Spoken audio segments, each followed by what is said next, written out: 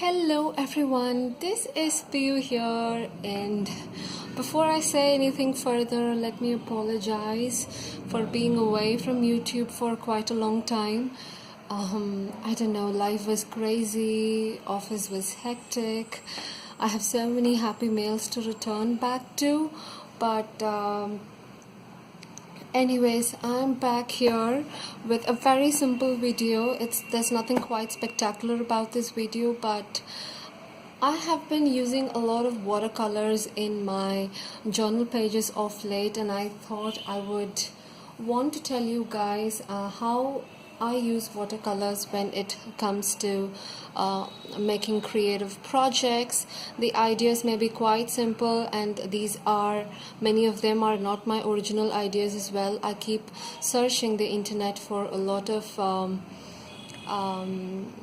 inspiration, and I have been using all of them. So I'm just going to share those methods which I constantly use in my journal, so that you guys can also try it if you like. Now all that I have for my I have forgotten my 1 second, just be there, I'll be back.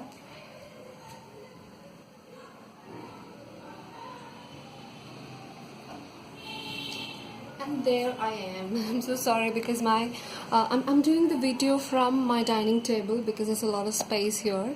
So I have two sets of watercolors. One is the Koi watercolors, Sakura set, which I got it online, and that's how the colors look. You just have those basic colors, but I absolutely love the quality of this. I paid around some $700 if I'm not wrong for this fellow. It came with this water brush as well, so I use this fellow extensively for creating backgrounds. So that's how it looks. That's how the tip looks, and you can fill in water here. So that's how it works. You can just fill water in this capsule out here, and when the water gets over, you can refill it again and just press a little bit so that the water will flow through the nozzle, and you are all ready to go. Then I also constantly use this water brush, which I got it from a local craft store for around some 1 rupee or 2 rupees if I'm not wrong. I have a lot of brushes, but these two, I'm not going to confuse you guys showing all of them, but these are my go-to brushes. This one I generally use for scripting, and this I use for creating watercolor backgrounds.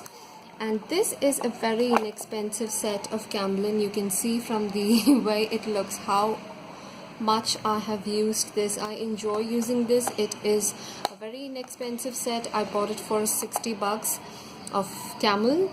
You get them. This is the student basic beginner watercolors set, and you get around I think 24 shades if I'm not wrong. So I mean, for beginning and for experimenting, I would suggest these are really so great. Then I always have a cup of water. I generally have 2 cups of water because first I dip, once I want to change the color, first I dip the brush in 1 cup, and then in order to clean the brush again, I just dip it in another cup. But right now I have only 1 brush, and that is my coffee mug. That's my Starbucks coffee mug, and that says India. Oh, look at all those coffee stains. I mean, I just love it. Let me take a sip. Because I feel a bit tired. We came from my native yesterday, and my husband did a long drive. We started from my place by around 12 in the afternoon and reached home by 10:30, so it was like a very hectic journey, but still I'm all set to share my ideas with you. So to show you guys a little bit of backgrounds, what I do is I just take this watercolor brush, and then right now I don't have water in the filler, so I'm just using then I just dab how much ever I want. I just dab the color nice and slow, and then I just I hope you guys can see that. And I love the fact that the water just gets lighter as it goes down. And another thing that you can do is, if you want the colors to, because if you don't want the colors to be that dark, all you have to do is take a little bit of, dab a little bit of water already onto the paper and then add paint so that it'll just blend nice and slow onto the,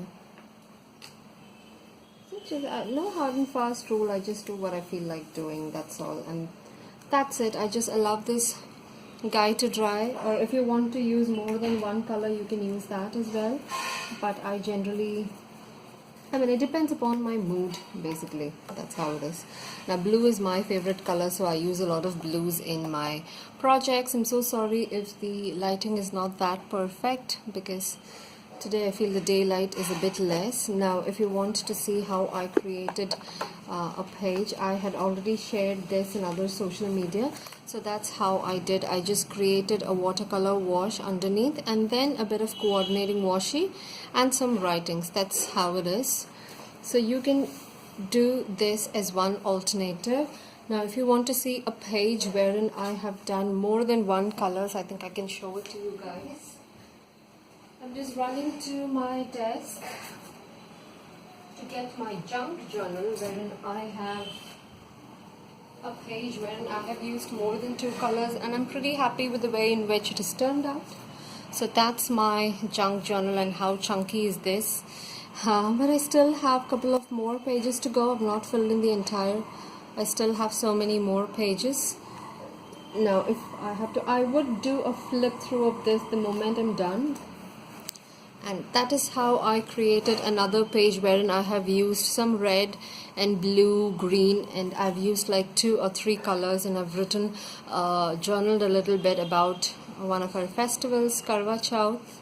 So that's how it is. That's one way of using watercolors. This is going to be a series basically. I just don't want to hurry up and make the videos quite long. So probably every day or whenever I get some time, I would record videos on how I use my watercolors. And another technique which I do is kind of what? Just take a normal plastic paper that you have, and then to create a background, you can use this for your journal pages or to create your flipbook background wherein you just don't have good cardstock and you want to create your own backgrounds. All that you have to do is get creative with what you have. So I am going to again take a little bit of blue and then splatter it. Just normal packaging. All these are things which you have at your place. You needn't run around or go to a craft store to buy anything, because it's just very much available in there. And then all I do is I just smash it onto the page like that, and I absolutely adore the effect it gives. I hope you can see. I only pray the camera is kind of taking all those nicely, because for real it is absolutely fantastic. So I would suggest you keep 2 cups of water. I'm just too lazy, I think. So what color shall I go for next? Maybe a bit of green. I would take a bit of green there, and then again I'm just going to splatter it here.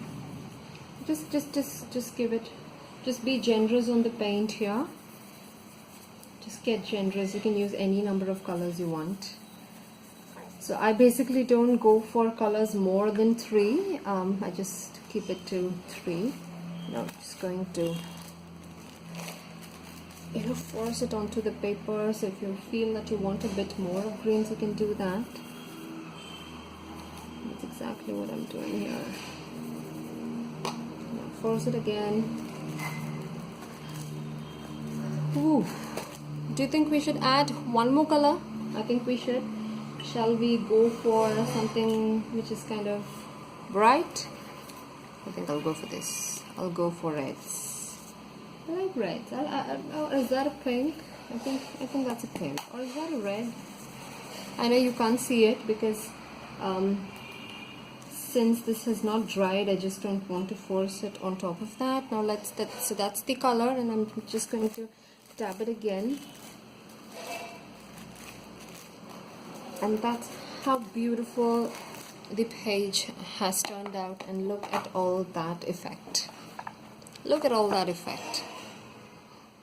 So now you can allow this to dry, add a little bit of washi, or get creative, put pictures in here, or just journal your heart out, or do whatever you want. So that's how simple the technique is. Hope you guys enjoyed it. I don't want to make the video quite long. So I'm going to be back sooner than the soonest with the next watercolor tip. So in case you don't have a watercolor set with you, please go to the local craft store and get one, because they are super amazing. Take care. Love you. Thank you so much for watching. Bye bye.